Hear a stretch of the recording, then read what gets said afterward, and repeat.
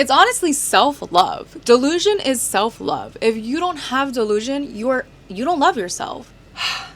I just need to get this out there. I need to relive this thought process because I've been in situations where it's testing my belief with myself. I wrote some things down. Okay. Ignore me. Just drinking my lemon apple cider water. I hope I get a flat tummy from this. Consistency's key, baby girls. So, people call it delusional, and I reword it.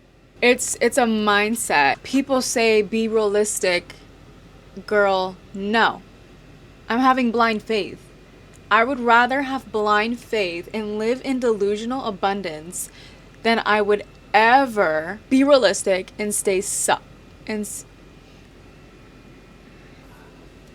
If I stayed realistic, I would be stuck, sad, and I would be silent. There is no life out of that mindset. There is no goal out of that mindset. If I stayed realistic and I downplayed every single thought that I wish that's considered delusional, that would just be downplaying it, and I would stay like this. I would probably eventually, hopefully, get over it, but I would have stayed sad. I would have stayed stuck. I would have stayed in the mindset where you stay because you're being realistic. You don't have blind faith. Because you're being realistic, you don't have faith with... Sometimes you have to have faith before you have proof. You have to have hope before you get evidence. You have to feel the joy. You have to literally feel that joy before it even comes, before it even shows up. That's not delusion. It's spiritual power.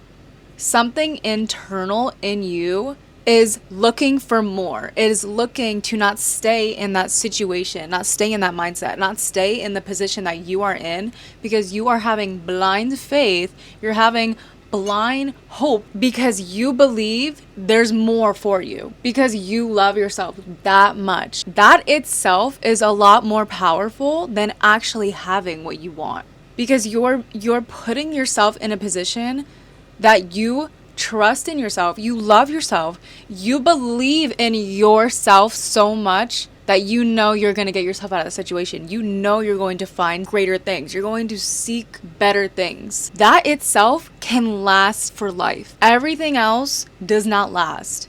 But your spirit, your will to have that blind faith, that is forever. Being delusional does not mean you're lying to yourself. It just means that your situation is not your final destination. Like I said, it means where you are now, that's not it for you. That's not the final destination for you. You know there's more coming. You know there's more abundance coming your way, more joy. You're so deep in the tunnel, but because you're being delusional, you see the light. You see, you know. You don't know, but you know that there's light at the end.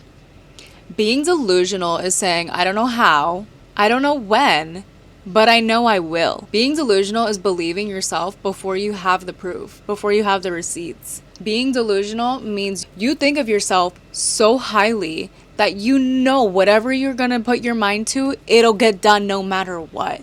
No matter your circumstances, your sources, your current position. Delusion means I don't care how down bad I am. I don't care my scenario. I'm getting out of it.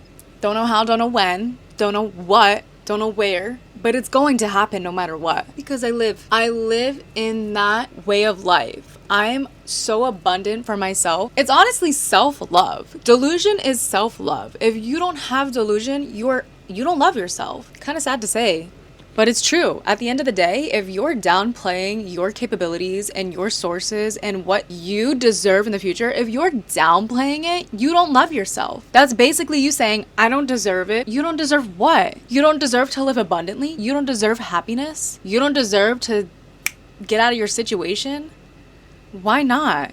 Your brain literally rewires itself based on the thoughts that you think. So whatever's repeated in here, your brain's consistently rewiring. Here's my point.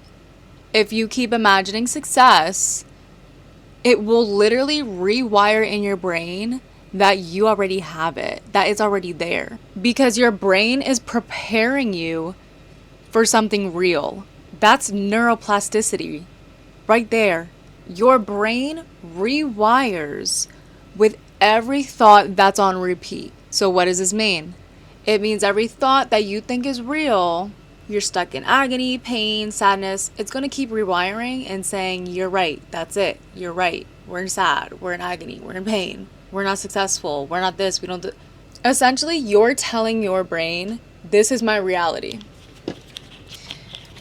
What we are in, what we are settling for, that's it, this is our reality, there's nothing more to it. You're basically shutting down the thought process of your brain to even be able to rewire itself to think differently, because you're so stuck in wanting to live in agony. You're so stuck in wanting to be sad, wanting to downplay your dreams, wanting to limit yourself. My mushki. So your reticular activating system, I hope I'm saying that right, this part of your brain filters what you focus on. So if you believe something is possible, your mind starts noticing opportunities and patterns for you to get there. This part of your brain literally filters what you focus on. So whatever you believe, it's going to focus on everything it can to make that belief happen. Okay?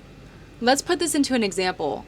So you're working out, okay? If you're thinking, I hate working out, I'm not a gym person, oh, I don't see results. What your brain is going to do is it's going to highlight the flaws. It's going to highlight the negative portion of your thought process. It's funny. I sometimes do this because you're your worst enemy. Trust me. Not everyone's perfect. There are going to be times where you think more negatively. I think it's an 80-20 rule. As long as you positively think 80% of the time, that 20%, it doesn't even matter. It overpowers it so much where it'll be gone. It does help to practice that abundance thinking. But let's go back. If you're thinking, I hate working out, I'm not seeing results, not a gym person, it's going to filter out all of the things that you're focusing on. So it's going to essentially support your claim of you not being a gym person. You hate working out. And then the more you think like that, the less you're going to notice the beauty of it, the good out of it. The less you seek abundance, the less you're going to get abundance. But if you switch that mindset, what your brain is going to do is notice the great, okay? So your belief is, I'm getting stronger every day. Like I was stronger than the day before. I'm committed. I'm becoming the new version of me. This is hard, but I'm getting through it because I'm committed. Your brain then focuses on that claim. It's going to support your claim. It's going to realize you're getting stronger. Your strength is increasing. The little things that occur when it comes to that, you'll notice everything.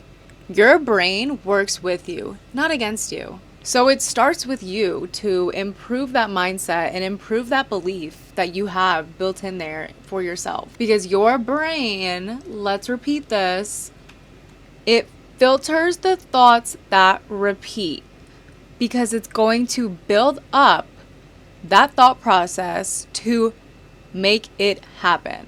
The reticular activating system, I really hope I'm saying that correctly. Reticular, I think I'm just saying some letters incorrectly. Doesn't matter. Blocks out what you don't prioritize in simple terms. So we're going to call it RAS. R-A-S. RAS. Because I like easy. So with RAS, if you're always focused on your problems, the RAS will keep showing you the problems. If you start focusing on what's possible, it starts filtering signs of breakthrough. RAS doesn't care if what you're going through is a burden. RAS doesn't care if what you're going through is a blessing. What it cares about is patterns. What it cares about is repetition. What it cares about is what you focus on all the time. So be careful what you think about because that's what your life is going to be. That's what life as you see is what's going to be. It's all about, so corny, but I don't care. It's all about perception. It is. At the end of the day, it's perception. It's literally placebo effect. I don't care. I don't care what you're telling me. I don't care what's possible for me. I don't care what you're telling me is the only thing that could happen. I don't care. You're not me.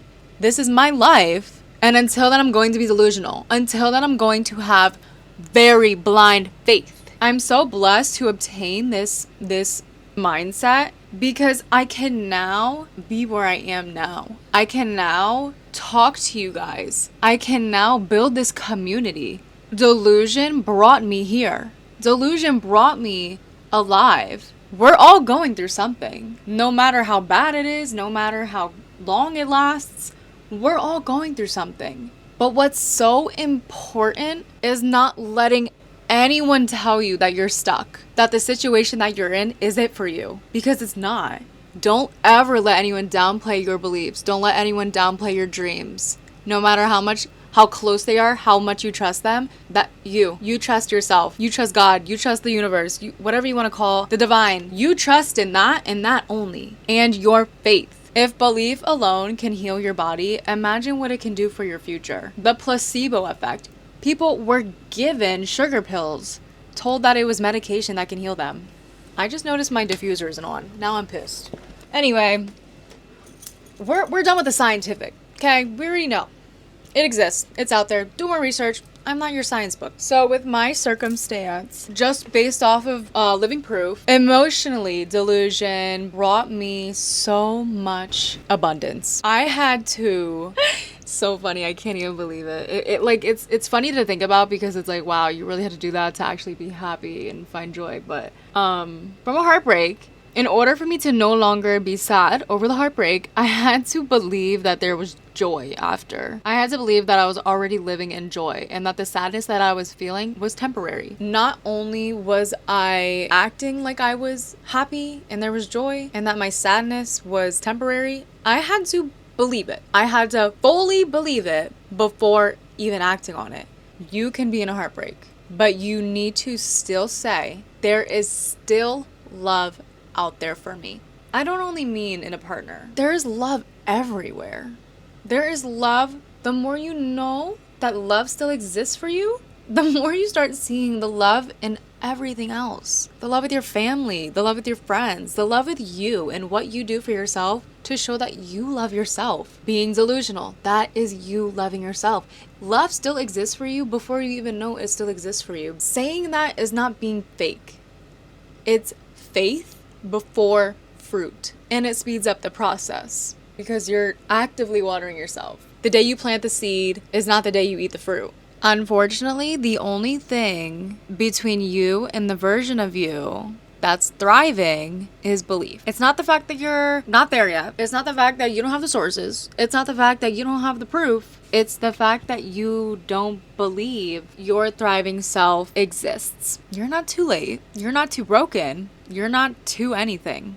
But obviously, if you keep saying I can't, then you won't. But if you start saying, I will, then baby girl, you're halfway there. That belief is what will give you what you know you deserve. I no longer decorate my mind with doubt. If you know me, everything that comes to my brain, it's intentional. That's what we are. Women of integrity and honor. We are intentional. We are no longer going to doubt ourselves, going to doubt anything that we know we could be capable of being. For who? For why? What is the reason? You don't get what you want. You get what you believe is possible. So yeah, go ahead, be delusional, be unstoppable, get talked about, get people to doubt you. When people doubt you, that's how you know you're thinking big. When it's too little for them to believe it. The impossible only stays impossible until someone like you believes it's not. Don't wait for the evidence to believe. Your belief is what makes evidence show up. They'll call you delusional until the vision becomes your reality, and then they'll ask, how did you do it? Because I believed. Hello. Limiting beliefs, they don't protect you. They don't. They trap you. You're not born with those limits. You're taught them. That means you can unlearn them. Today we're gonna be what? Delusional. Tomorrow we're gonna be what? Delusional. The next day we're gonna be what? delusional. We're gonna have blind faith. We're gonna be so delusional in thinking what we can do, it will happen. You're not lying to yourself. You're just flipping the narrative. So let's go. Let's be delusional. We are flipping the narrative. We will not let anybody tell us otherwise. Hello. I really do appreciate you guys. I love you guys so much. Keep the delusion. Hello. I love you all so much. I seriously can't even express how much love I have for this community. And it's only going to get bigger. This love is only going to get bigger, stronger, and just flourish. We're all just going to flourish. We're going to flourish together. I love you guys so much. And be delusional. Be delusional. Love you. Listening with Kiki.